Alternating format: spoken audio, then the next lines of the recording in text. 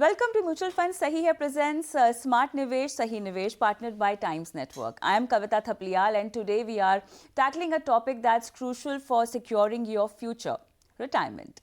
Retirement may seem far off, but planning for it early is essential to ensure that you can live comfortably without any financial worries. The big question is, how do you set the right retirement goal, and how can you align your financial strategies to achieve them? To help answer these questions, we have two financial experts with us today. Joining us virtually is Dilshad Billimoria, founder, MD and CFP at Dilshad Consultants. And here in the studio with me is Suresh Sadagopan, MD and Principal Officer at Ladder 7 Wealth Planners. So let's dive in, and Dilshad and Suresh, welcome to the show, and let's begin. Dilshad, I'll come to you first. I want to understand why is it very important or critical for one to plan the retirement? We have to take a loan for it. People have other financial goals as well.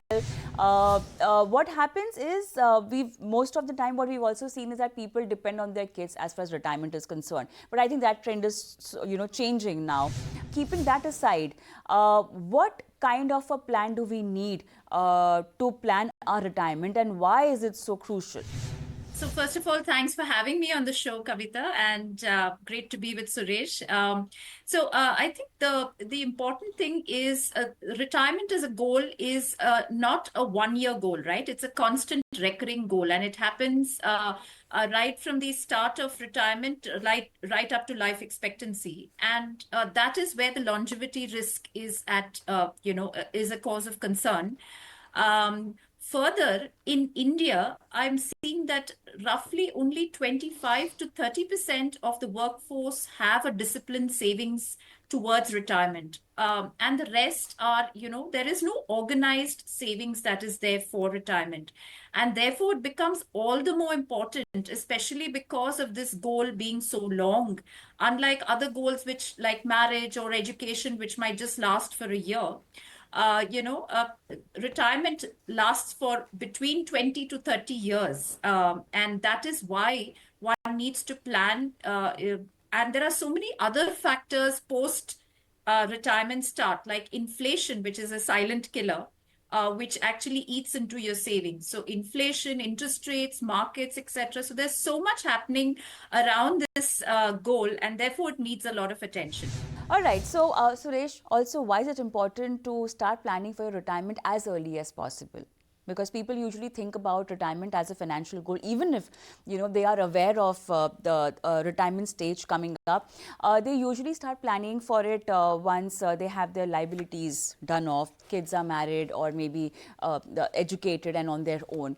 Retirement as a financial goal or something that they need to start their investments for comes really late, at a later stage in their life. But why is it important to start as early as possible? Maybe your first financial goal should be your retirement goal. I cannot agree with you more, Kavita, on this. See, as far as retirement is concerned, unlike other goals may be for 2 years, 3 years.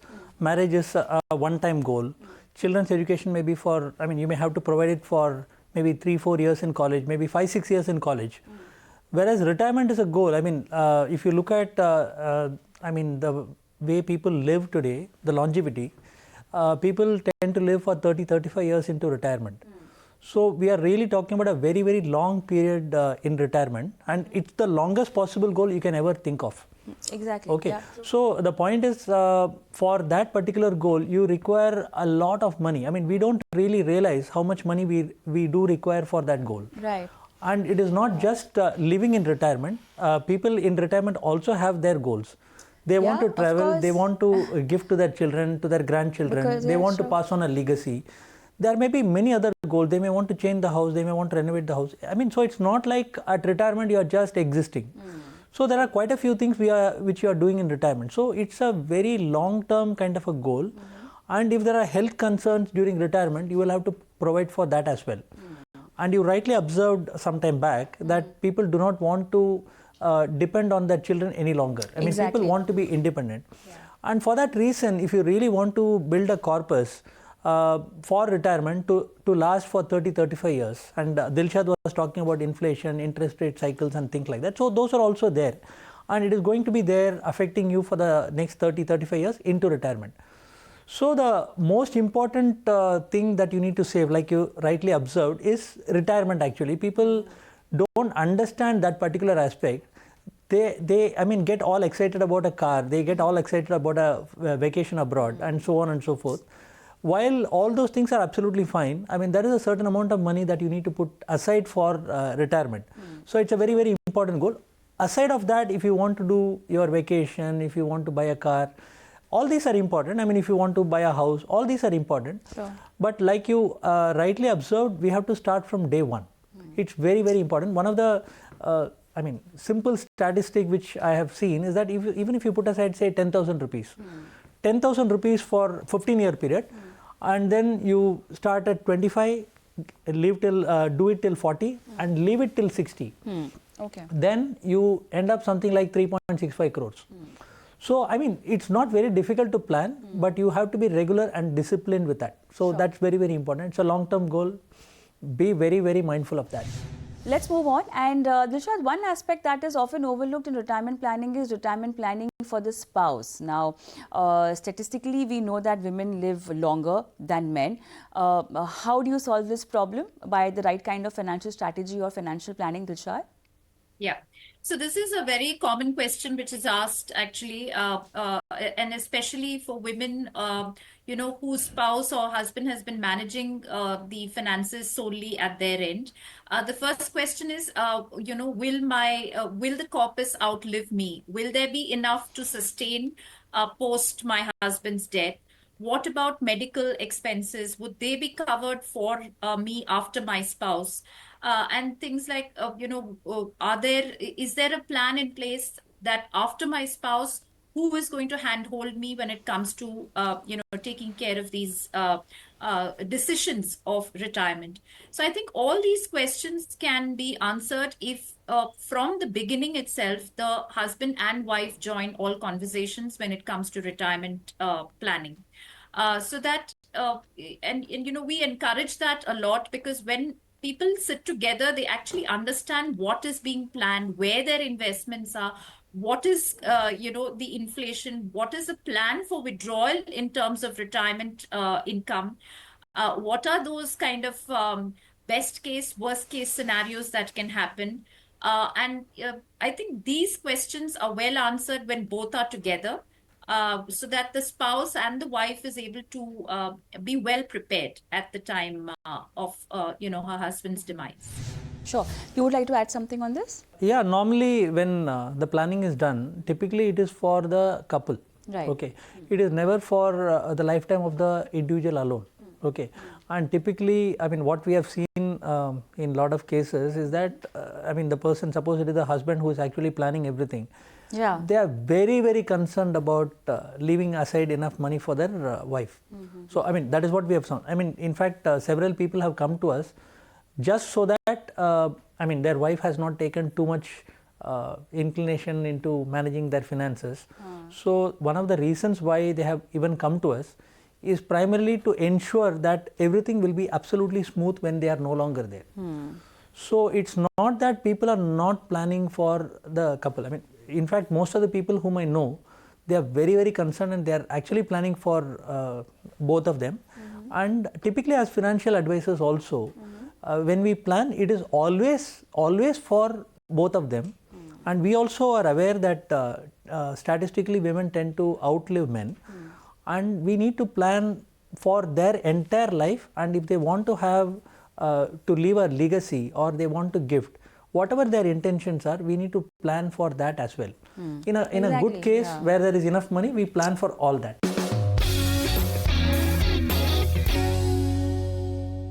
One very important aspect, Dilshad, would be selecting the asset class and a strategy as far as retirement is concerned.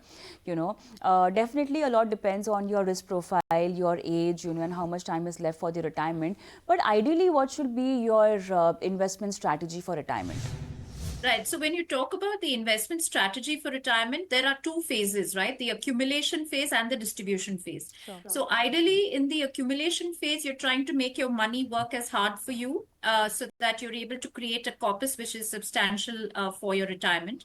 In the distribution phase, it's all about wealth preservation and ensuring that you're able to sustain a tax adjusted income, which will, sustain one for life. That is still their life expectancy, which today is increasing. It can go to 85 or 90. So in fact, many of us discuss that 90, 95 is something that we need to plan for when it comes to the regular income plan. So I think the tax efficiency and the inflation adjusted kind of options. So for that, we can look at mutual funds, we can look at pension plans, we can look at NPS, we can look at senior citizen saving bonds. We can look at, so ideally, many of our customers sometimes just think that FD is the right way. But they don't realize that, when FD, sometimes you actually get a negative return because inflation, is higher than that. So I think constant kind of evaluation of the asset class, especially after retirement, and making course corrections to the withdrawal strategy, to the requirement of incomes and expenses. There might even be some people who might work partly, in retirement. So how would that Yeah, that impact exactly. the kind of withdrawals, etc.? So these discussions have to be done. Yeah. So the last part I want you to focus on, because salaried people retire at 60, but then a few of them also continue working, as in they have some or the other source of income. So how can you plan retirement in that phase then? So normally in these kind of cases where there is a chance or an option that they may work beyond retirement. In fact, most of the people also say that don't consider whatever income I may get in retirement. Okay. So because they are also not sure. I mean, we have at least 2-3 cases like that. So normally, I mean, if the corpus that they have accumulated is enough, we would probably not consider the amount that they are earning in retirement, because that is discretionary, and typically they don't work for the full day. Normally what we have seen. So, and they may work for only a few years. So, I mean, it's a very positive thing. It adds to the kitty, or it delays withdrawal from the kitty. Exactly. So from that point of view, it is positive. There are other cases where the corpus accumulated is not enough. And in that sense, for them to work for a longer period of time, even if they are not able to put aside some money into savings, but if they are able to generate some money to the extent that they can defray their expenses, even that will help. In that sense, what will happen is, if they are going to work for next 5-6 years, they will not touch the corpus for the next 5-6 years, and it has the potential to grow for them. And so the expenses will be taken care of within what they are earning. Right. So depending on that particular situation, we will have to plan. So in a situation where expenses are going to be taken care of by the income that they are generating, we don't have to set up an income for them. And the income can be set up at a future point in time. So whereas if they are not very sure, and if the income itself is sporadic, then we will have to set up an income, and whatever is going to come in as an income, as an income from their side in terms of consultancy or something like that, then we will have to invest that and help them to add to the corpus, so that at a future point in time it will be helpful for them. All right, let's move on. And Dilshad, let's also talk about the FIRE concept. What key elements need to be kept in mind to achieve this? Actually, when you actually break down what is FIRE and why is it really needed? Because, even when people retire at 55, they don't really retire. Because today there are so many options which are available, like pursuing hobbies or doing social work, etc. So when we address the FIRE question, I think more important is behind that question, why is the person, wanting that to happen? Because you can take a 1-month break, you can take a 6-month or even a 1-year sabbatical. Post that, everyone needs to feel useful and to do things that are actually, going to make their brain work. So when it comes to FIRE, we actually try and find out the underlying reason why this is happening. But we encourage people to do some sort of side kind of either consulting. So the main thing here is to achieve financial freedom. So when we say that we are, creating a corpus of financial, for retirement, the individual can decide whether they want to work in a 9 to 5, 9 to 6 job, or whether they want to do stuff that they really like and pursue hobbies, and at the same time make an income out of it as well. So while creating the main purpose is to secure financial kind of security and financial freedom, I think these other options should be looked at when planning for retirement. Interesting. Let's also talk about mutual fund as a vehicle to accumulate retirement corpus. We have features like SWP, which work beautifully and blend beautifully with this particular financial goal. How can you activate mutual fund as a vehicle to achieve this goal, and how can you make the best use of SWP? Yeah, a mutual fund is actually a very, very good way of actually accumulating savings for retirement.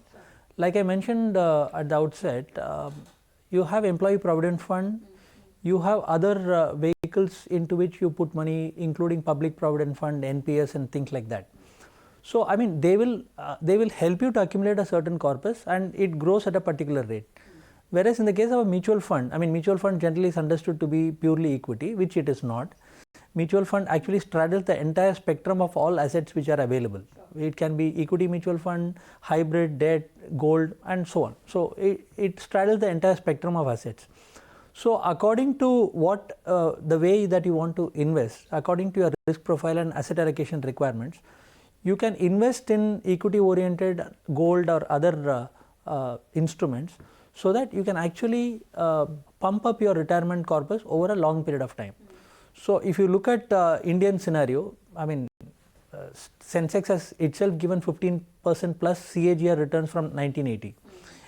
So I mean, while the potential for that kind of returns are there, I would say take it as 11-12%. Even that 11-12% as opposed to, let us say, a FD kind of a return which is 7.5 or 8%, will over a long period of time give a substantial push to your corpus. And from that point of view, mutual fund is a very good vehicle. Instead of directly putting money in stocks, which some people try to do, you don't know which stocks to pick up. I mean, you get all excited by certain companies which you see on TV or which you read about. As opposed to that, I mean, when you put money in a mutual fund, there is a fund manager and a research analyst team who are essentially specialists who have experience and expertise and education, and they will be able to actually put together a fund which has all the appropriate underlying equities, which can give you the returns over a long period of time, and it is also very closely monitored. Exactly. So mutual fund is a fantastic vehicle for anybody looking to invest in equity and other asset classes, and it's a great way to accumulate a retirement corpus. Now coming to the next question which you asked, which is SWP. In the case of a systematic withdrawal, there are several advantages in that. One is, of course, the upfront advantage, which is the tax advantage. In the case of a systematic withdrawal plan, you have a capital gain tax as opposed to an income tax treatment. In the case of a capital gains tax, what exactly happens is, whatever amount you are withdrawing, that amount of money, okay, we look at the underlying units that you are withdrawing and what was the initial cost and the amount which you are currently withdrawing. So the difference between the two, on that only you need to pay a tax. I don't want to get into the technicalities at this point in time, but if you are withdrawing, let us say, or if you are getting, say, 6,000 rupees, for example, in a FD, you will have to pay 30%, assuming you are in that bracket, you will have to pay 30% tax on 6,000 rupees.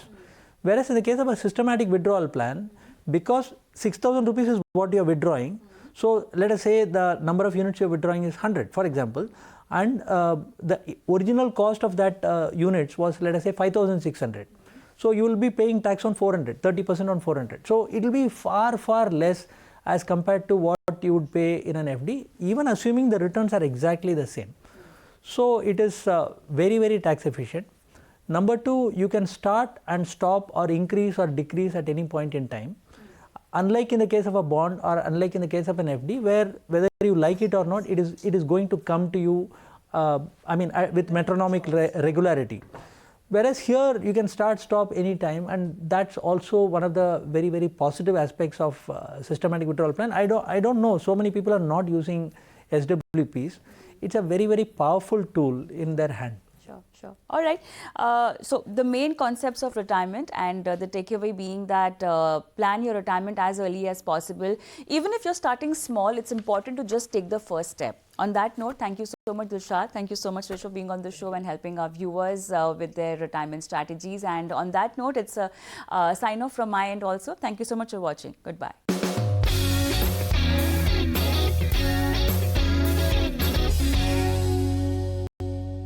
Mutual fund investments are subject to